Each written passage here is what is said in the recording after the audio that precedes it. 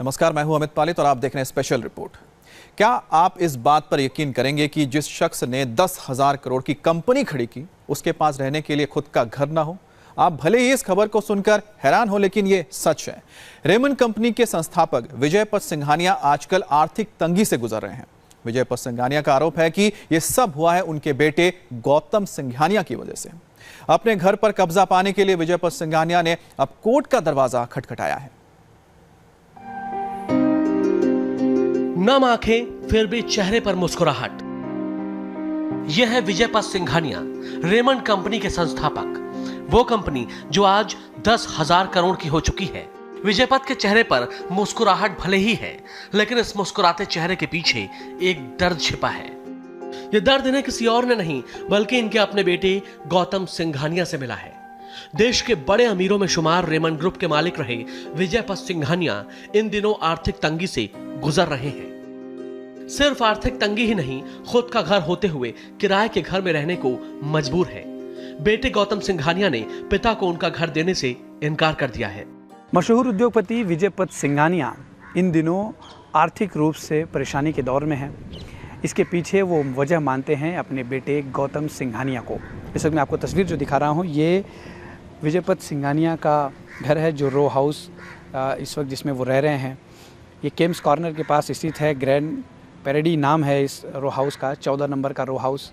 इसमें वो किराए पर रह रहे हैं, जिसका किराया है करीब 7 लाख रुपए महीना। 4,000 स्क्वायर फीट का ये पूरा रो हाउस है। विजय पथ सिंघानिया रेमंड कंपनी के मालिक हैं, लेकिन अब ये मालिकाना हक उनके पास नहीं रहा, क्योंकि इन्होंने 2015 में इनके पास जो 38% शेयर था अपने बेटे के नाम इन्होंने कर दिया, गौतम सिंघानिया के।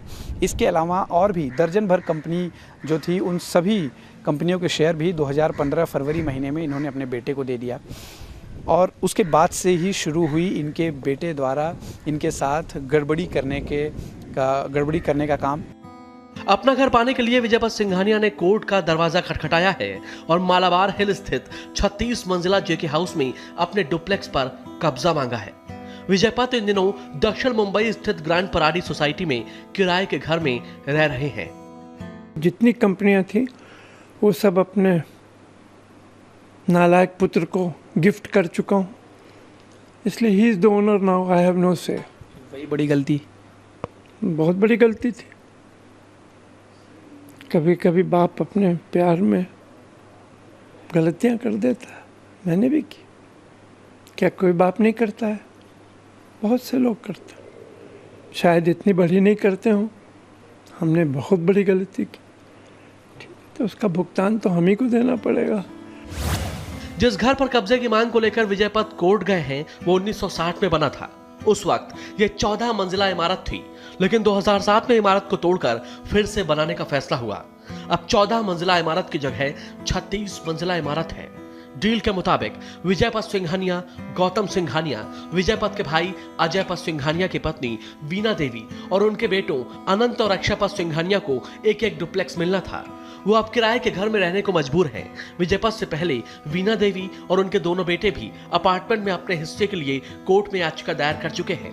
मेरे पीछे ये है जेके हाउस, जो इन दिनों सिंघानिया परिवार के बीच में विवादों का जड़ बना हुआ है। यहाँ पर जो है 36 मंजिला इमारत बनाई गई। आपको बता दें कि जब 2007 में ये इमारत खाली कराई गई थी जेके हाउस, तो उस वक्त महज 14 मंजिला इमारत हुआ करती थी, जिसमें 12 मंजिल इमारतों पर सिंघानिया परिवार के जुड़े अलग अलग सदस्य रहते थे। 7वीं और 8वीं मंजिल पर विजय पथ सिंघानिया रहते थे, जिन्होंने इस वक्त कोर्ट में केस किया हुआ है गौतम सिंघानिया के खिलाफ। उस वक्त एक एग्रीमेंट हुआ था जिसमें कहा गया था कि जेके हाउस में रहने वाले लोगों को जब ये 36 मंजिला इमारत बनकर तैयार हो जाएगी, तो जितना स्क्वायर फीट की जगह ली गई है वो पूरी की पूरी जगह वापस दी जाएगी। लेकिन ये इमारत 10 सालों में बनकर तैयार हुई, जबकि 3 सालों में इसे बनकर तैयार करने की बात कही गई थी। 10 सालों में बनकर तैयार किए जाने के बाद भी अब CMD जो हैं, chairman and managing director Raymond के गौतम सिंघानिया ने रोक लगा दी है किसी भी व्यक्ति को इस घर में एंट्री से। विजय पथ सिंघानिया की परेशानी सिर्फ यही नहीं है कि उनका बेटा उन्हें घर नहीं दे रहा। सिंघानिया का आरोप है कि गौतम उनका खर्चा तक नहीं उठा रहा।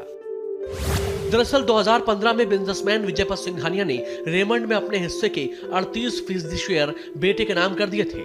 इसके साथ ही JK Files, Raymond UCO Denim Park, Park Avenue और अन्य कंपनियों के शेयर भी उन्होंने गौतम को दे दिए। विजयपत सिंघानिया का आरोप है कि शेयर मिलने के बाद ही बेटे का बर्ताव बदल गया और वो आर्थिक तंगी से गुजर रहे हैं।